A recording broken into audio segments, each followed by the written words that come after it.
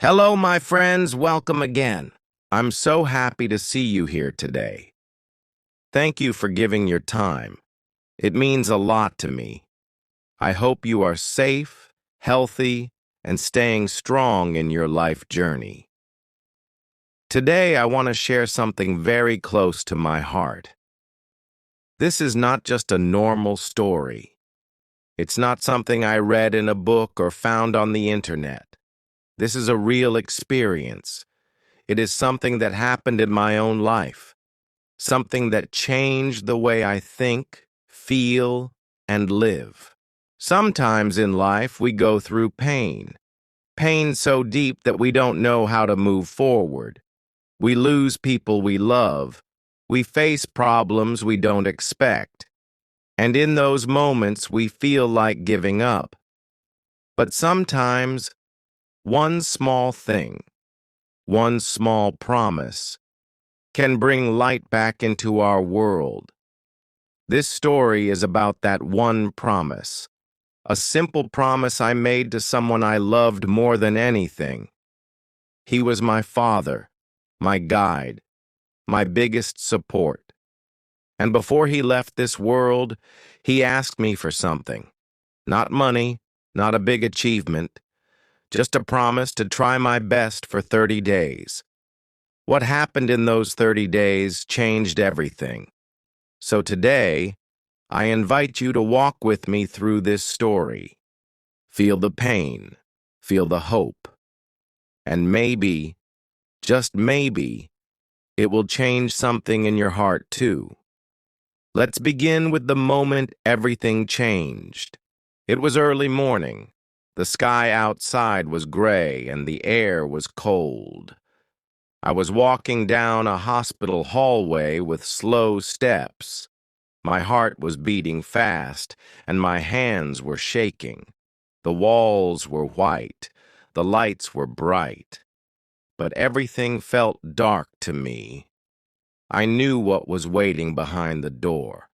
My father was sick, very sick, and I was scared. When I opened the door, I saw him lying on the hospital bed. He looked weak, so weak. His skin was pale. His body looked tired. But when he saw me, he smiled. That smile, it still had love. Even in pain, even in his last days, he smiled like everything would be okay. My eyes filled with tears, but I tried to be strong. I walked to him and sat beside the bed. I held his hand. It felt cold, thin, and weak. I looked at the machines around him. They were making slow, soft beeping sounds. My throat was tight. I wanted to cry, but I stayed quiet. I didn't want him to see my pain. He looked at me gently. His voice was soft, almost a whisper. "Emily," he said, "I don't know how much time I have left, but I want you to promise me something." I leaned closer. "Yes, Dad," I said. "For the next 30 days," he said, "I want you to try your best. Every single day. Just do one good thing. It doesn't have to be big. It can be something small. Help someone. Be kind. Study a little. Take care of your mom. And smile. Promise me you'll try. Just for 30 days. My eyes were full of tears now. I nodded slowly. "I promise," I whispered. He smiled again. That same warm smile I had seen since I was a child. Then he closed his eyes and rested. He didn't say another word after that. I sat beside him in silence, holding his hand, wishing he would speak again. But deep down, I knew. That was our last talk. That night, I stayed in the hospital with my mother. She didn't say much. Her face was white. Her eyes were red from crying. We sat in silence. The world felt heavy, It felt like something was missing, like something had already changed. In the early morning, the doctor came into the room. His face was serious and kind. He looked at my mother and said quietly, "He's gone." I heard the words, but I couldn't believe them. My heart stopped. I felt cold all over. I didn't cry. I didn't speak. I just stared at the wall, hearing his voice in my head again and again. Try your best. One good thing. Every day. For 30 days. The funeral was quiet. Many people came. Some cried. Some prayed. Everyone said my father was a good man, a kind man, a man who helped others. I stood near his grave and stayed silent. I was still holding his promise in my heart. That night I went to bed without eating. I didn't want to talk to anyone. I didn't want to do anything. My world has changed. My father was gone. The next morning I woke up and looked at the calendar on my wall. It was the 3rd day. I stared at the date for a long time. I heard his words again, and slowly I sat up in bed. I promised him, I whispered to myself, and that was the beginning of everything. The morning of day 1 came quietly. The sky outside was still dark when I opened my eyes. I looked around the room. Everything was silent. Everything felt heavy. My heart was still aching. I didn't want to move. I didn't want to start the day. A voice inside me said, "Sleep more. Stay here. What's the point?" But then I remembered the promise. The words I had whispered last night came back to me. "I will try, Baba. For 30 days I will try."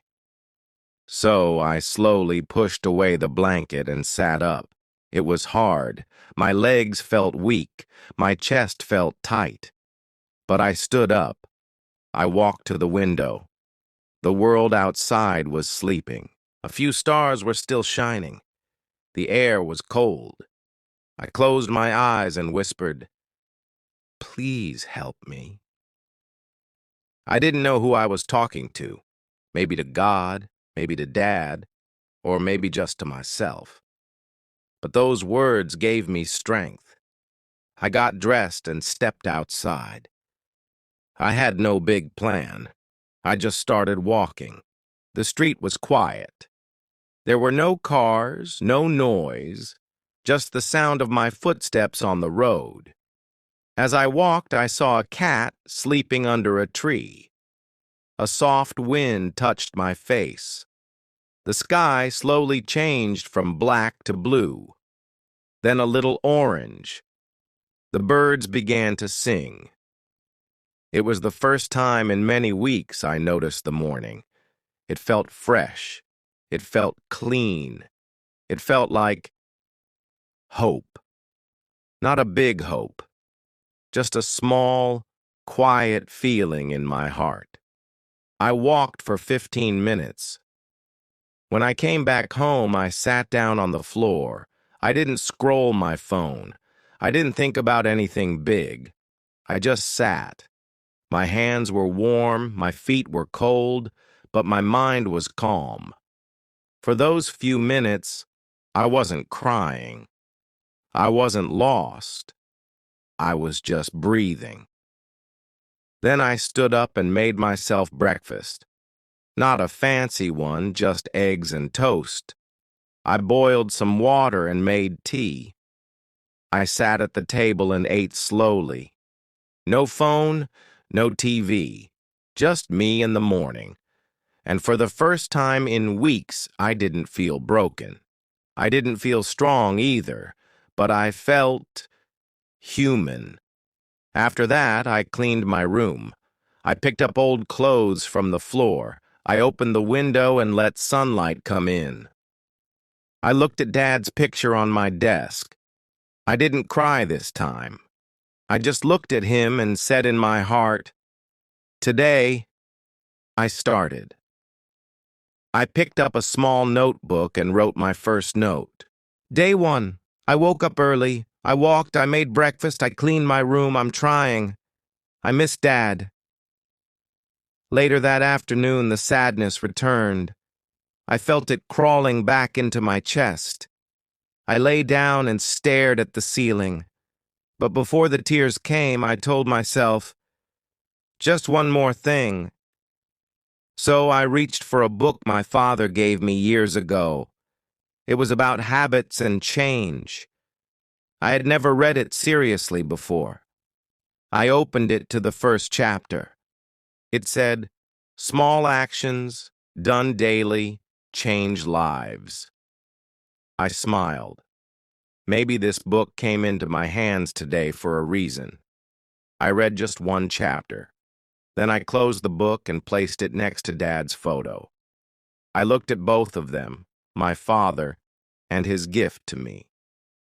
They were both pushing me forward. That night I was tired, but it was a good kind of tired. I sat on my bed and looked outside. The sky was full of stars. I thought about the day. I haven't changed my life. I hadn't healed. But I had taken the first step.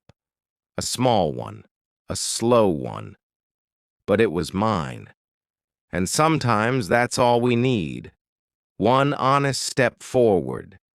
The second and third days were the hardest. I woke up each morning with tears already in my eyes. My pillow was always wet. My heart felt heavy. But I kept the notebook close. Every night I wrote something. Even if it was just one sentence like, "I'm still breathing," or "I miss you, Dad," I wrote. That notebook became my friend. My silent friend. I didn't go out much. I didn't feel strong enough. But on day 4, I stepped outside. The sun was shining. The air smelled like flowers. And I remembered how my father used to take me for walks. I closed my eyes and imagined his hand holding mine. I whispered, "I'm walking again. Are you proud of me?" Each small action felt big now. Making tea, cleaning my room, opening the window. Before, these things were normal. But now they were signs that I was trying, that I wasn't giving up. On day 6, I tried to talk to someone. My cousin called and asked how I was. I didn't lie. I said, "Not okay, but I'm trying." She didn't give advice. She just listened. And for the first time, I didn't feel so alone. The days passed slowly. Every night, I looked at the notebook and thought, only 24 days left. That number gave me strength. It reminded me this pain wasn't forever. It reminded me that I made a promise not to the world, but to the person I loved most. By day 10, I began reading again. A book my father gave me. It had his handwriting on the first page. Books are light for the darkest days. So I read, slowly, carefully, and sometimes I smiled. It was day 12 when something unexpected happened. I was sitting on a park bench with my notebook in my lap, the same notebook where I had been writing my promise every day. I wasn't writing anything that day. I was just staring at the trees, lost in thoughts. That's when an old man came and sat beside me. I didn't look at him at first. I thought he would sit for a while and leave, like most people. But he didn't. He sat quietly, just like me. After a few minutes, he said, "Are you okay?" His voice was soft and kind, like a father's. I didn't know what to say, but I didn't want to lie either. So I whispered, "No, not really." He didn't ask why. He just nodded slowly and looked ahead. Then he said something that stayed in my heart forever. You know, some storms don't come to destroy your life. They come to clear your path. I looked at him, surprised. He smiled, but it was a sad smile. I asked, "Have you lost someone?" He nodded. "Yes. I lost my daughter 10 years ago. She was only 20. My heart sank. I didn't know what to say. But he wasn't looking for sympathy. He continued, "For many months I did nothing. I just sat like this, feeling like my heart had been torn out. But one day I realized she wouldn't want that. She would want me to live not for myself, but for her." His words went deep into my soul. I felt like my father had sent this man to sit beside me that day. I asked him, "How did you keep going?" He took a deep breath and said, "One small step at a time. I made tea. I went for walks. I talked to birds. I planted flowers. I gave food to cats. And slowly, very slowly, the world started to look a little softer." We sat in silence for a while after that. Before he left, he looked at my notebook and said, "That promise you're keeping, it's beautiful. Keep writing. Even if the words are broken, one day, they will heal someone else too." When he walked away, I felt something I hadn't felt in days. Hope. A tiny light in my dark tunnel. I picked up my pen and wrote, "Today, a stranger reminded me that pain can grow flowers too." That night I cried again, but not because I was broken. I cried because someone understood, and that made me feel a little less alone in the world. Day 15. Half of the promise had passed. Some days were heavy like a mountain, and some were light like a feather. But each day, I kept writing. I wrote about my pain. I wrote my fears. And slowly, I started to write dreams again. Small dreams, like making tea without crying, or listening to one happy song without feeling guilty. I was learning to live again, one deep breath at a time. That night, I slept without tears. For the first time in many days, my dreams were peaceful. My heart was still heavy, but a little lighter than before. Writing that letter was like opening a locked door inside me. Behind that door there was sadness, but there was also healing. From that day on, I started writing letters every Sunday. Sometimes to Dad, sometimes to my younger self, sometimes to God. I didn't need anyone to read them. I just needed to speak. And through my words, I was slowly finding my voice again. Day 21. Only 9 days were left in my 30-day promise. I didn't realize how far I had come until I looked back at the beginning. I was no longer sitting in the dark corner of my room. I had started sleeping with the window open. I had started making my bed in the morning. Small things, but they meant something now.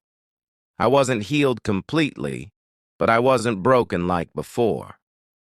I was walking slowly, gently, but forward. That morning, I decided to visit the little bookstore down the street. It has always been my favorite place. Dad used to take me there when I was a child. The owner, Mr. David, recognized me instantly and smiled warmly. "It's been a long time," he said. I nodded, feeling the familiar warmth of old memories. As I walked through the rows of books, I didn't feel empty like I thought I would. I felt safe. While I was choosing a poetry book, I saw a girl sitting on the floor near the window. She looked about 10 years old. Her dress was old and torn. She was holding a book but wasn't reading. She was staring out the window, lost in thoughts. Something about her felt familiar. I walked over and sat beside her. She looked at me, surprised. I smiled and asked, "Do you like books?" She nodded slowly. "I used to," she whispered. I didn't ask more questions. I just opened the book in my hand and started reading it aloud. My voice was soft, like the wind. She listened quietly. After a few minutes, she rested her head on my shoulder. My heart melted. That was the first time someone had leaned on me since Dad. And it didn't feel heavy. It felt beautiful. When I finished the story, she looked up and said, "You read like my mother used to, but she's not here anymore." I felt a lump in my throat. I touched her hair gently and said, "I know what that feels like. I lost someone too." We didn't say much after that, but something passed between us. Pain, understanding, and a strange kind of comfort. I bought 2 books that day, one for me and one for her. I told her, "Promise me you'll read 1 page a day." She smiled for the first time. A small smile, but enough to light something inside me. That moment changed something in me. I realized that even in pain, I could still give. Even with a broken heart, I could still be kind. I could still help someone stand when they were about to fall. That night, I wrote in my journal, "Maybe my healing isn't just for me. Maybe it's for the girl in the bookstore. Maybe it's for someone who thinks no one understands. Maybe, just maybe, I survived for a reason." It was day 25. Only 5 days were left. I sat in the garden with my journal in my lap. The sun was soft that morning. Birds were singing and the world felt peaceful, like it had paused for a moment. I had not felt this calm in a long time. My heart, though still aching, was quieter. The pain was not gone, but I had learned to live with it. And somehow it had stopped shouting and started whispering. I was not the same person who had started this 30-day journey. I was slowly becoming someone new, someone stronger. I couldn't stop crying. Not because I was sad, but because I finally felt something I hadn't felt in weeks, his presence. It was as if he was sitting beside me, holding my hand. His words were like a warm blanket around my soul. That letter gave me the strength I didn't know I had left. It gave me a reason to smile through my tears.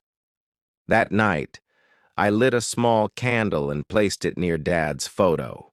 I whispered, "Thank you for loving me even when you couldn't be here. I will keep my promise." Day 28. 2 days left. I looked in the mirror that morning and saw a different version of myself. My eyes were still tired, but there was something else in them now. A small spark. For the first time in weeks, I didn't feel completely broken.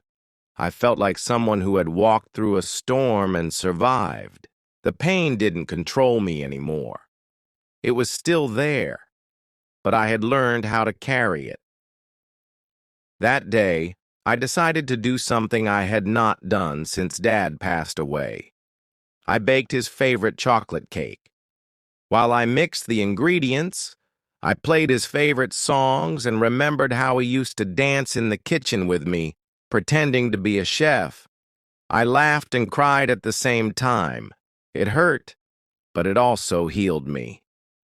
That's the thing about grief, it doesn't go away, but it changes. And sometimes, it gives you the strength to smile again. Later that evening, I went out to the park with a notebook and a pen. I sat on the same bench where Dad and I used to talk. The wind was gentle, and the sky had that golden color that only appeared just before sunset. I opened my notebook and started writing, not about pain, but about hope, about memories that made me smile, about dreams I wanted to chase. For the first time, I didn't write for healing. I wrote for living. A little girl passed by crying. Her balloon had popped. Her mother tried to calm her, but she was too upset. Without thinking, I walked over and handed her a paper flower I had folded earlier. "It won't fly," I said, "but it won't burst either." She smiled through her tears. Her mother thanked me. In that small moment, I realized something powerful.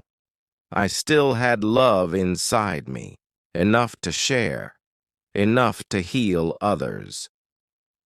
As the stars came out that night, I sat on the rooftop and looked up. For the first time, I felt peace in my heart. I didn't have all the answers, but I had faith. I had hope. And that was enough. It was the last day. Day 30. I woke up before the sun came up. The house was quiet. I could hear only the ticking of the clock and the sound of my breath. I made a cup of tea, just like you used to make, and sat by the window. The sky was slowly changing color. It went from dark purple to soft orange, just like the first morning after you left, Dad. But today, the pain didn't feel the same. It was still there, but now it was softer. It had turned into something more peaceful, something more loving. I had done everything I promised you. I got out of bed every day. I smiled, even when it was hard. I helped people.